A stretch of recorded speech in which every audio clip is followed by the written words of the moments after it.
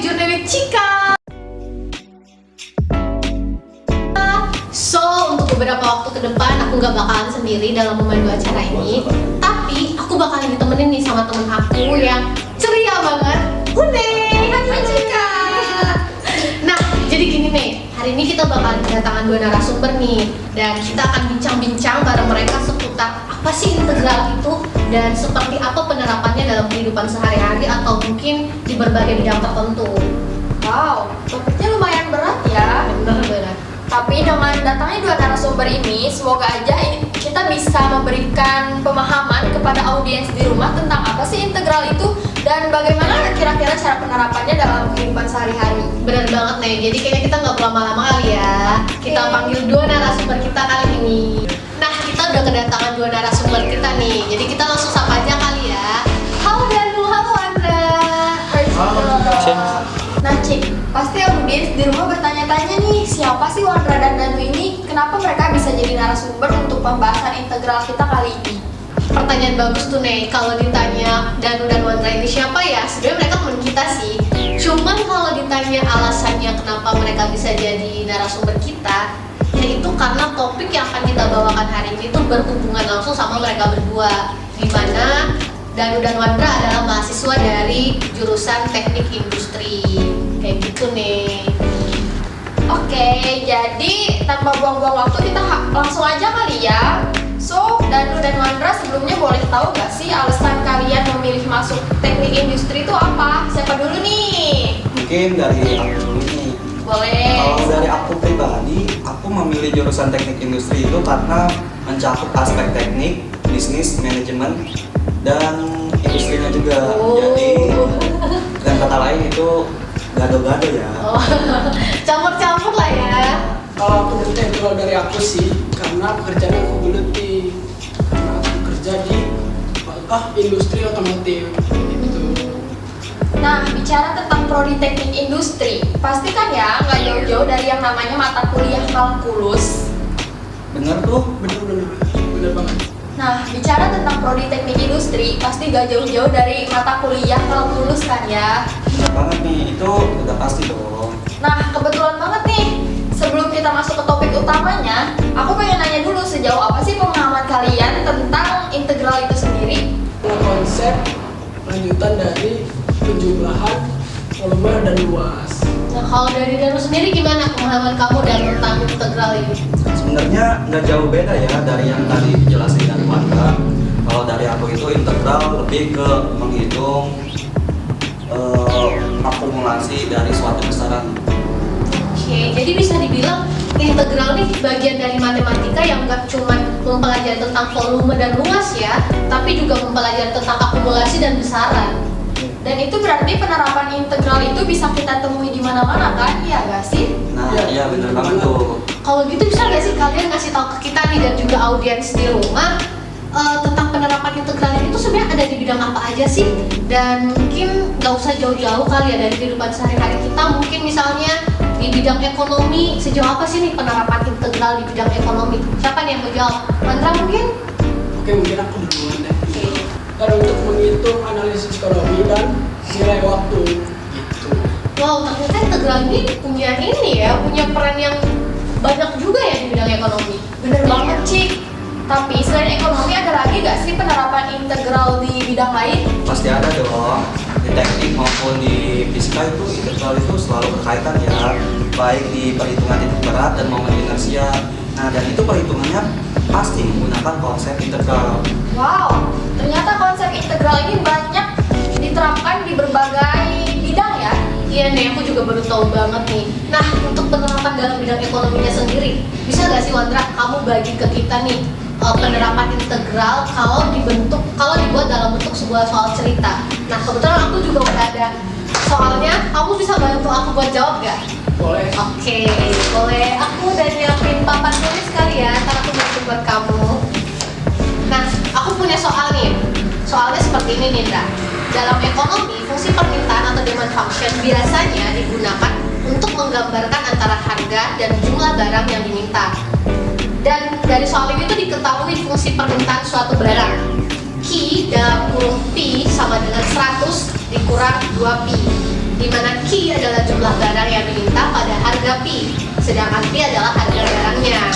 Nah, yang aku tanyain di sini dari soalnya adalah tentukan pendapatan total dari penjualan barang jika harga barang berada di antara P sama dengan 10 dan P sama dengan 30. Boleh dong? Wow, jadi ini ya, Dra, bisa dijelasin ya? Oke, aku akan jelasin dari hasil dari soal dari yang diberikan TCK tadi. Di mana TR tadi adalah total revenue dari unit P dan Q adalah jumlah barang yang terjual unit P. Jadi TR-nya sama dengan TR dalam kurung P sama dengan P kali Q dalam kurung P. TRP sama dengan P kali 100 kurang 2P dari fungsi tadi. Oke. Dan kita masukkan di harga 10 dan 30. Integralkan 30 10 P kali 10 kurang 2P DP. Integral 30 10 10 100P kurang 2P angkat 2 dalam kurung DP. Integralkan 100P DP sama dengan 50P angka 2 dan integral 2P DP sama dengan 2/3P P angka 3. Kita substitusikan 50P angka 2 kurang 2/3P angka 3 dengan integral 30 10 50P angka 2 kurang 2/3P angka 3. Substitusikan 30 dan 10 nya 50 kali 30 pangkat 2 kurang 2/3 kali 30 pangkat 3 kurang 50 kali 10 pangkat 2 kurang 2/3 kali 10 pangkat 3 sama dengan 50 kali 100 dikurang 50 kali 900 dikurang 2/3 27.000 dikurang 50 kali 100 kurang 2/3 kali 1000 sama dengan 45.000 dikurang 18.000 dikurang 500 kurang 5.000 dikurang 666,67 dapat hasil 27.000 dikurang 4.333 dan hasilnya 22.667. Jadi total pendapatan dari 30 10 tadi kita dapat hasilnya 22.000. Seperti itu. Jadi gimana nih, Cik? Hey, aman gak? Ternyata serumit itu ya integral. Cuman ya so far bisa dimengerti lah ya nih. Ya, dan semoga audiens di rumah juga bisa mengerti apa yang sudah dijelaskan oleh Wandra ya. Atau kalian mau bertanya, bolehlah DM sekalian di Instagram. Oke, bisa. Jadi seperti itu ya teman-teman, penerapan integral dalam bidang ekonomi. Kalau dikemas dalam bentuk soal cerita ya tadi namanya. Nah, Danu, bisa gak sih kamu ngasih juga nih ke kita nih penyelesaian integral mungkin dalam bidang hal yang lain? Mungkin punya soal buat Danu? Boleh. Oke, Danu. Une mau Danu tentukan momen inersia terhadap sumbu X untuk lamina yang mempunyai kerapatan XY dan dibatasi sumbu X, di mana sumbu X ini memiliki nilai 2 dan kurva Y-nya saudara X 3/2. Di mana S sama dengan dalam kurung X, Y, di mana X lebih besar dari sama dengan 0 dan X kurang dari sama dengan 2 dan Y lebih besar sama dengan 0 dan Y kurang dari sama dengan X 3/2. Lalu kita masukkan ke dalam inersia momennya, di mana kita integralkan Y pangkat 2 sama dengan Y pangkat 2 F kali X, Y dA. Lalu kita integralkan kembali 2 0 dan integral atas bawah 3/2 0 Y kuadrat X Y dy dx. Lalu kita integralkan kembali menjadi 2 0 dan titik atas bawahnya 3 0 3/2 0 kali X Y pangkat 3 dy dx.